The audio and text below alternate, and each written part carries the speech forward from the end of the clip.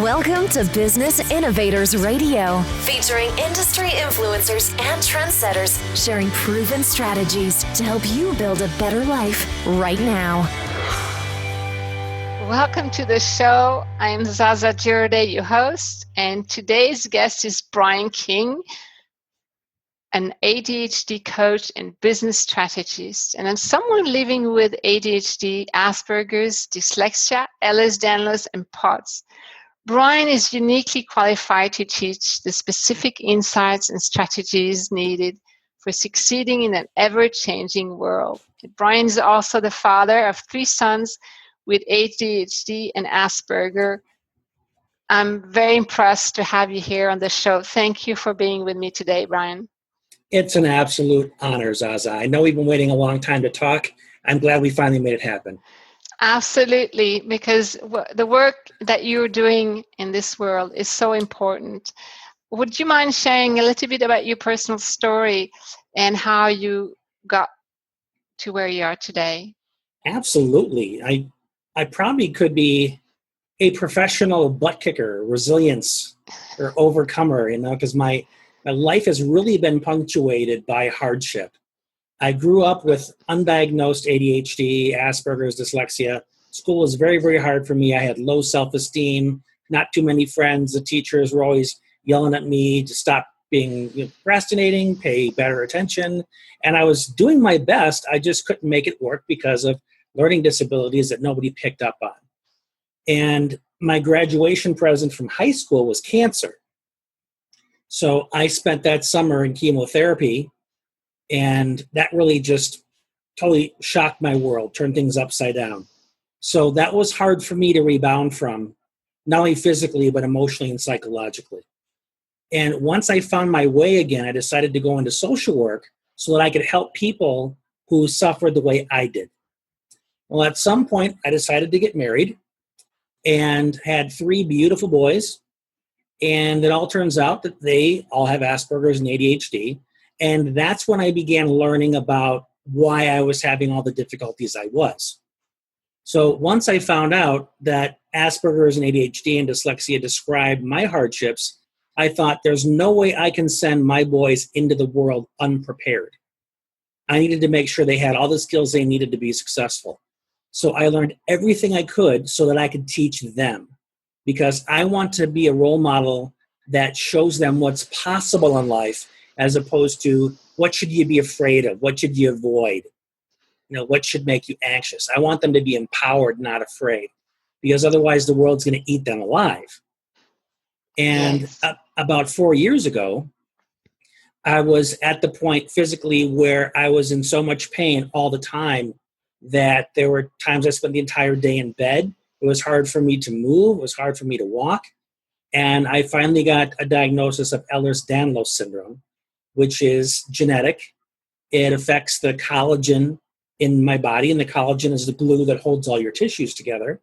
So if that's shoddy, everything is weak. So it affects my digestion. It affects my joints, especially my ligaments and tendons.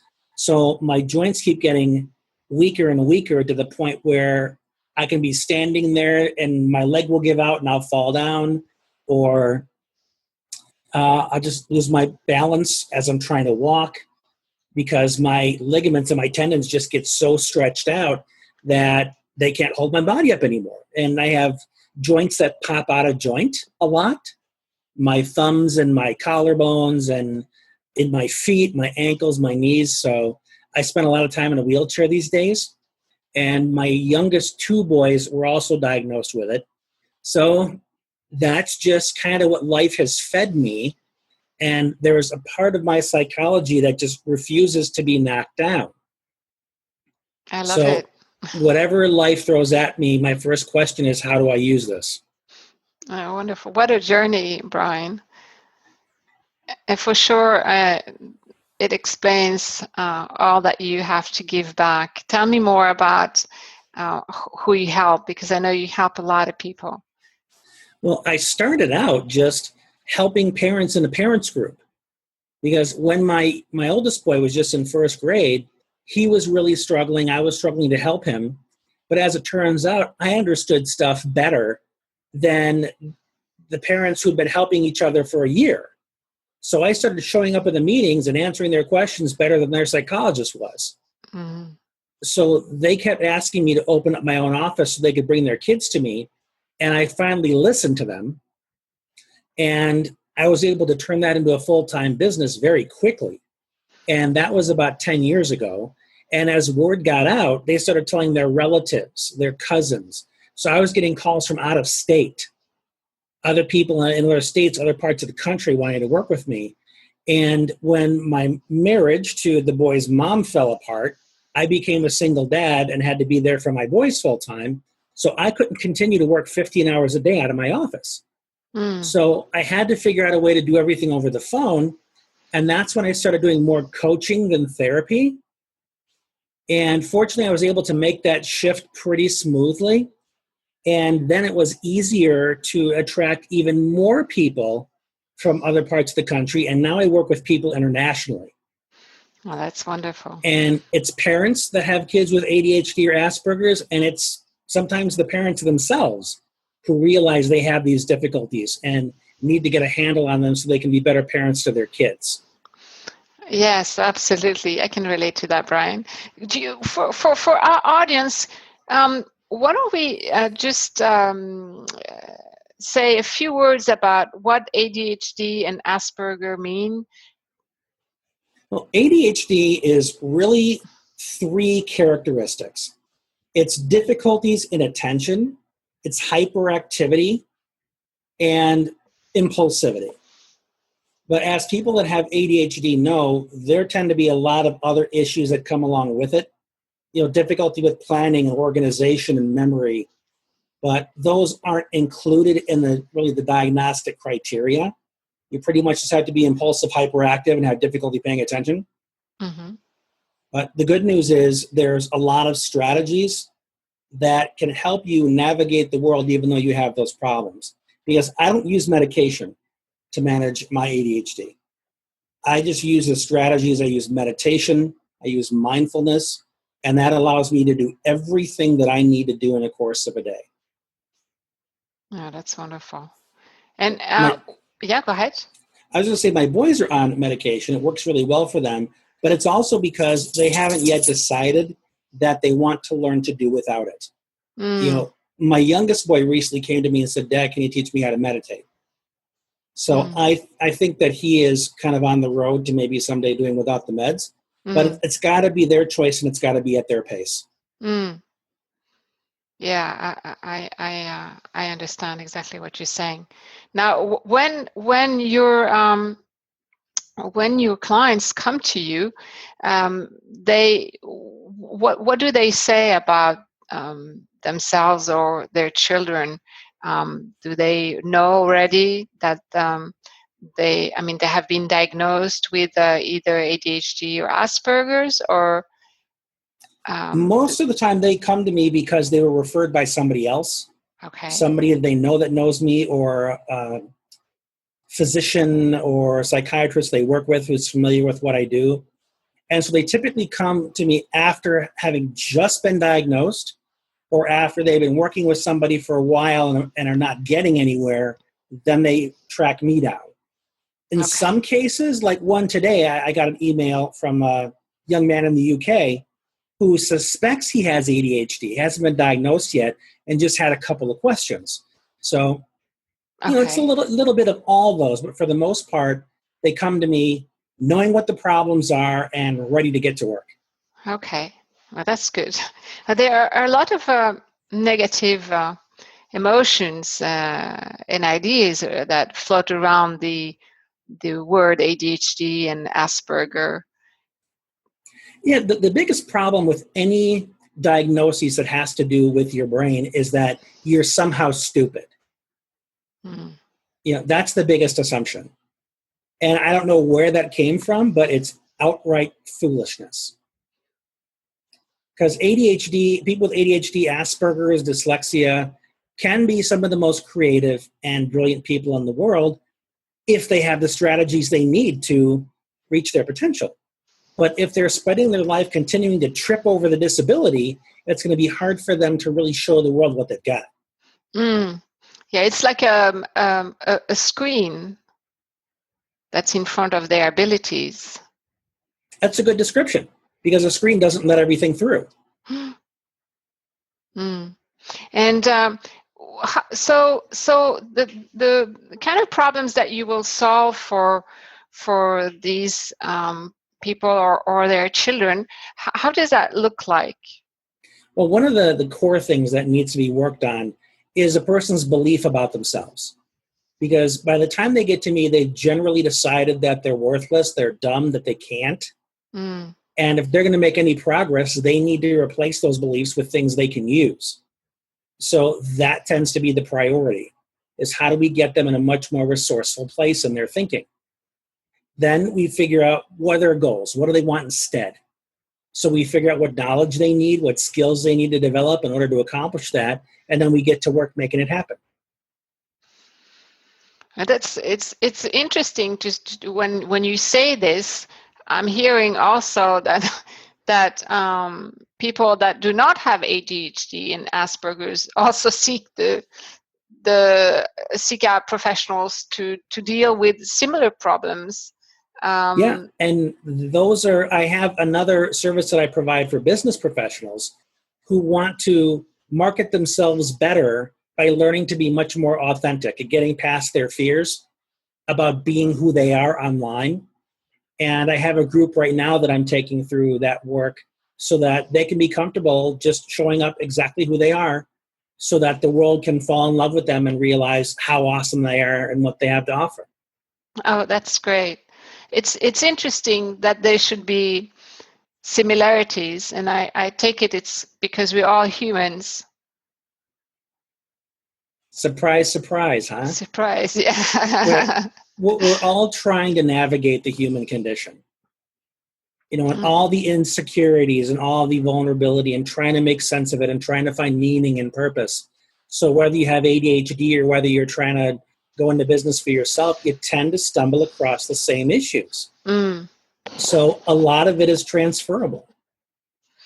That's wonderful, because it means also that the border between ADHD people and non-ADHD people is actually not that great. It's a very thin border.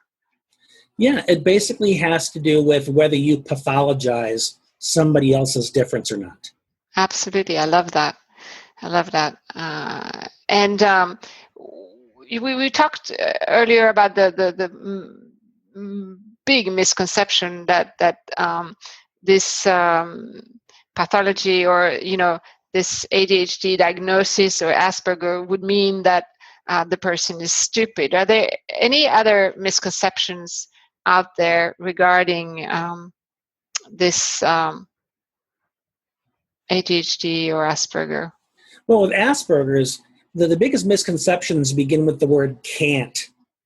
When you see somebody struggling as a child, not making eye contact with their parents, not participating well in the classroom, not having any friends, and then the assessment is that the kid's always going to be like this. Oh, your child probably will not have friends. Your child will probably never live on their own. Says who? Who says that the person that you have before you today is always going to be this person? People grow, they change, they have new experiences, they make new decisions. If I had believed that the way my son was when he was first diagnosed was how he was always going to be, I never would have thought about college. I would have got him on Social Security, government assistance right away. But now he's in college. He has a part-time job, which he's had for almost 2 years. He has his own Facebook page where he helps other people. Very, very independent, and he's going on a date tonight. Oh, that's awesome. Sweet. See, and all of this stuff defies that belief that you can't do something because you're limited now. Because basically saying that you can't grow, you can't get better, you're denying the potential of that human being, and that's disgusting. Yeah, absolutely. I love the way you're very decisive about pushing the limits that society or that others will put on your clients. Yep. Nobody's going to quit on my watch. Yeah, that's good. And I love the fact that it's such a human perspective on things, and not just this question Yeah, of there's labels and putting people into slots and clinical, all that kind of mumbo jumbo is for the scientists. mm, It's very intellectual, very heady, and I work a lot from the heart I can hear because that. I want to connect to that human being, because when you come from your humanity, you use all of yourself as opposed to Absolutely. just little bits and pieces. And the more you label something, the more you fragment it. You make it about little pieces put together and you kind of ignore the whole. And I want to encourage people to look at all of you, see yourself as this collective well that can continue to just churn new and newer things and make the world better because you showed up. But that's how I want people to see themselves. Oh, that's wonderful. And it's a big hope for society, I think, as a whole. Your the way you look at things and your attitude and what you are transmitting as well. And I'm not pulling this out of the air. I'm not, it's not fake optimism because I've earned it. I've been through some really awful stuff. Because maybe you've heard this before too. Some people are hopeful and somebody might dismiss them saying, well, your life's been pretty easy. How would you know? You've never had anything happen to you. I've had more crap happen to me than the 10 people that I'm going to see today. So I've been through some of the darkest stuff and come out of it and found positivity in it. So good luck telling me that I'm full of baloney. Yeah. I know what's possible because I do it. And I also look to the people that, the people that are paralyzed and they climb Mount Everest, or the people with no legs that do a triathlon. Those are the people I learn from, because something about them said, never die, don't quit, find a way. And there are plenty of them out there. That's a good example. Absolutely. No limits, huh? Right. I like that. And what about a false idea that you have to see your coach face to face? If you don't get help face to face, it's not going to work. That's baloney. All you really need to have change is a connection with your coach. Do you have trust? Do you have rapport? Are you able to come to these agreements, this respect together, where you agree to do the work? There are people I've worked with that it was only over email and never heard their voice. There's a gentleman I'm working with now on the other side of the world. It's very difficult for us to coordinate our schedules. But when it's time for me to go to bed, he's waking up in the morning.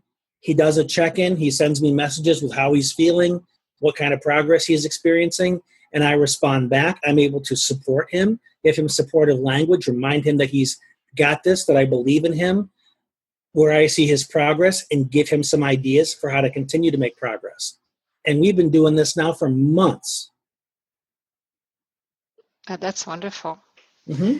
And also it takes into account the different learning abilities of your clients, because some people will be fine talking and some others prefer writing. And there are some people with ADHD that they have a difficulty with something called working memory, with pulling the information into their mind that they need in order to make something happen. Some people have a hard time thinking of the words they want to say because of their working memory. They need time to think it over. So you can ask them a question and they'll sit there for several minutes quiet before they know what to say, because they're just trying to find the words. So people like that really appreciate the option of being able to text me or send me emails, because they can take the time they need to figure out the language.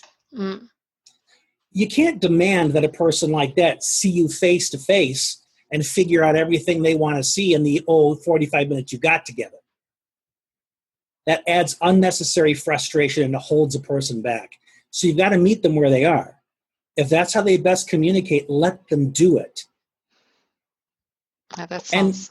And when you're saying it, Brian, it sounds so obvious, but I know it's not. It's not being done everywhere, for sure. Well, there are a lot of people that are stuck in the old paradigm, and they haven't realized or even considered that it can be another way. For sure. And I'm all about finding a variety of ways so that anybody, regardless of their challenge, can get from point A to point B. Because if the way everybody else is doing it doesn't work, come up with a new way. There's got to be one. Yeah, absolutely. I love it. Now, sometimes when you've tried a lot of different things and it hasn't worked, there can be so much self-doubt that actually reaching out to you for help can be difficult because, a little voice is saying, well, how is this going to be different? And the more you fail when you don't have a lot of self-esteem, the worse your self-esteem is, right? It definitely can be. Yeah, it can be. So how can you address a person that is in that state? Well, if they come to me and they say, how is this going to be different? I ask them, tell me everything you've already done that didn't work. And we're not going to do any of that stuff. Okay. We're going to start fresh so that we know we're not going to repeat the wheel that's been broken the whole time. And I'll say, secondly, because we're going to be doing new stuff, it's a brand new adventure. We have wiped the slate clean. So they have no point of reference about the stuff we're about to try. They only know all the stuff that they have tried. That stuff didn't work. It doesn't mean the new stuff won't work. Right. It's like, okay, you've tried all the small pairs of pants on, none of them fit. So you're going to stop trying pants on? Or you're going to look for one that's more your size.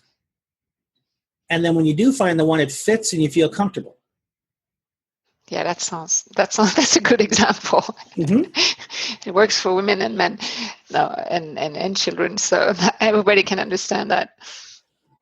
So how about sharing maybe a client's journey that with you that illustrates how you help them?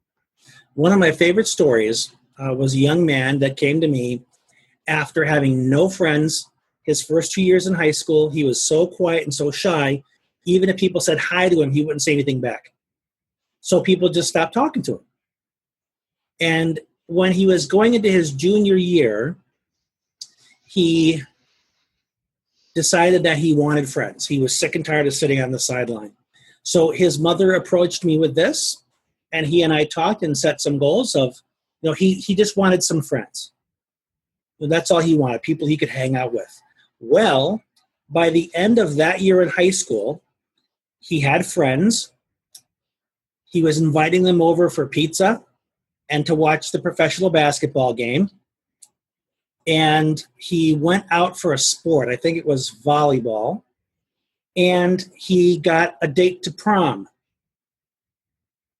Oh, prom is the big end of the year dance for the upperclassmen.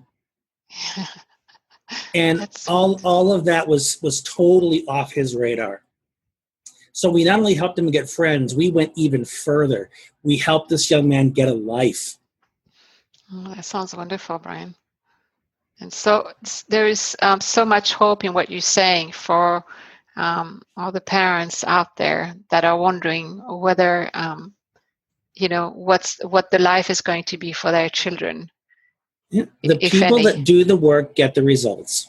For sure. Now, how does it look like working with you? Is this only one-on-one? Is this can it be group program? How does that? Yeah, I love using the mastermind because all of my clients come from so many different backgrounds and have so many wonderful stories and so much wisdom to share that when I put them together in a group call and using video conferencing, you have somebody from Canada who's advising somebody in England. And they find out that, man, even though there's an ocean that separates us, we have such similar stories, such similar difficulties as parents. Oh, And it removes that sense of feeling alone. Yes, absolutely. It creates community. So I really like doing the masterminds. It helps people achieve change faster. But I also do one-to-one because there are some people that really are self-conscious about some of the things they want to discuss, and they want their privacy. So we do one-on-one over a conference program, which ironically is the one you're using right now for this interview, that is secure. So people can't just listen in. You need a special code, a special link to even get in there. So it's private. People's confidentiality is really valued. Yeah, that's a good point to bring up too, because they can be worried about that. Yep, especially in this day and age where you're always hearing about companies being hacked and customer information being stolen. Yeah, absolutely. And so how long time do they work with you? How does that work? They commit for 6 months, for a year? For the mastermind, I like people working for a year, because what you end up feeling is that the problem they came to me with initially was just the one that was in the top of their mind. And once they start looking at it, they realize that it's part of a much bigger web of issues. There was one family that I worked with for a couple of years, because as we solved one problem, another one showed up, because this was a young man that was moving from the primary grades into what's called middle school. And in the primary grades, they're in one classroom all day. In middle school, they had to change classes 6 or 7 times. Yes. So we got him settled in his 5th grade room, but then, oh my goodness, now he's going to transfer and all kinds of new stuff's going to be stirred up. So we have to continue working in order to deal with that. And once we got him really settled in and we got the teachers on board and knew how to support him, and there weren't these big issues anymore, then we were able to shake hands and reflect upon a wonderful journey together and send them on their way. Oh, wonderful. Yeah, it makes me think of my daughter when she visited middle school and realized that she would have to change classroom, and thinking about the bell ringing and all the kids going everywhere, changing classroom, screaming in the corridors and everything. She actually got an anxiety attack. She said, "Just get me out of here." But the school was empty at the time of the visit, but just the mere thought of what was going to happen to her, she just couldn't even think about it. So I fully relate, and how wonderful to be able to turn that around, so that these children can just go and take a big bite out of life, just as they should. That sounds absolutely wonderful, Brian. So it is. Tell me how if our listeners wants to know, if they want to know more, how can they connect with you? The best place to begin is my website, which is brianraymondking.com. And you can also look me up on Facebook. Okay, great. We'll put the details below the interview, of course. brianraymondking.com. And I will make sure the link is there for our audience to contact you. Is there anything else that you'd like to add before we head off for today? I think if there's one more thing I could add is the importance of trusting yourself. If something doesn't feel right, question it. You may be right, but you also may be wrong. It might just be fear talking. And if you question it and look into it more deeply, maybe you'll realize that, hey, I just need somebody to go through this with me so I don't feel like I'm alone. Then I'll have more confidence. Yeah, I like that, because that's also a little bit of the trouble, is when you're on your own with your fears, and also with all this that is going on, it can be difficult to figure out exactly where you're standing and which voice is talking to you in your head. Is it the fear voice? Is it, the voice that comes from the gut? And certainly to have your ear and your abilities to listen and guide must be invaluable. Yep, because I've traveled down the road quite a bit further than most people. So it helps to have somebody that's treaded that water, because then you don't have to figure it all out by yourself. Waste a lot of unnecessary time reinventing the wheel. Yeah, absolutely. And certainly it's not something that you necessarily can figure out yourself. Right. Absolutely. I love it, Brian. Thank you so much for joining us on the show today. I was delighted to interview you. Thank you, Zaza. It was really fun. Thank you. And for our audience, please go ahead and contact Brian at brianraymondking.com, and you'll have the details below as well. Thanks for listening to Business Innovators Radio. To hear all episodes featuring leading industry influencers and trendsetters, visit us online at businessinnovatorsradio.com today.